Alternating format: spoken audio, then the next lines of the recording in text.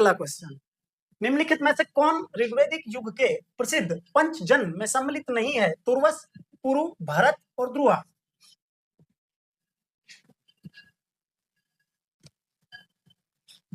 जल्दी आंसर दें।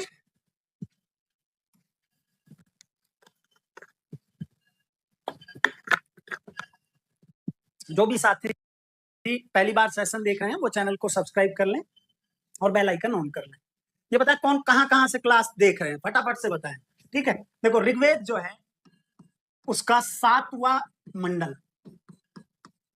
उस 7वें मंडल में एक युद्ध का वर्णन है, दसराज या दास राज्य युद्ध। और ये किस नदी के किनारे लड़ा गया?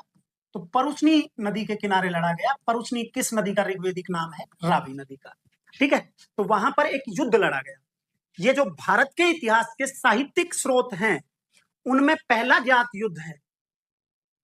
ठीक है, रांची, हिमाचल, झारखंड, जबलपुर, फरीदाबाद,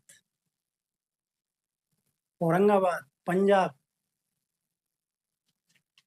तो ये यहां पर लड़ा गया। क्यों लड़ा गया? इसके दो कारण माने जाते हैं। एक तो ये माना जाता है कि रावी नदी पर अधिकार के लिए ये युद्ध लड़ा गया, रावी नदी के जल पर अधिकार के लिए ये युद्ध लड़ा गया। ठीक है, तो दसराज युद्ध लड़ा गया। अब ये दसराज युद्ध किस किस के बीच लड़ा गया? तो त्रित्सु या जो भरत कबीला था, त्रित्सु या जो भरत जन था, ठीक है, तो उस भरत जन में राजा थे सुदास। सुदास के पुरोहित थे विश्वामित्र। तो पुरोहित बड़ा महत्वपूर्ण पद होता था। विश्वामित्र के स्थान पर उन्होंने पुरोहित किनको बना दिया? वशिष्ठ को बना दिया। तो विश्वामित्र ने 10 कबीलों का एक संघ बनाया। विश्वामित्र ने 10 कबीलों का एक संघ बनाया। वो 10 कबीले कौन कौन से थे? तो यदु, अनु, पुरु, तुर्वस, दुआ।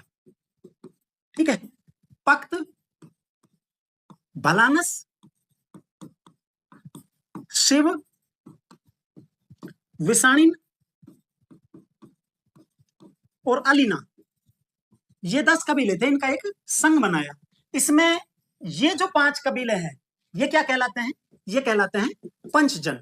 ठीक है, और ये 10 कबीलों का संघ बनाया। परिणाम ये रहा कि सुदास जो है उसने इस 10 कबीले के संघ को पराजित कर दिया। ठीक है, तो ये पंचजन माने जाते हैं। यारेतर ऐसा माना जाता है कि इस युद्ध में, मतलब जो वर्णन मिलता है, 3 अनार्य जातियों ने भी हिस्सा लिया था, अजा, सिग्रु और यक्ष।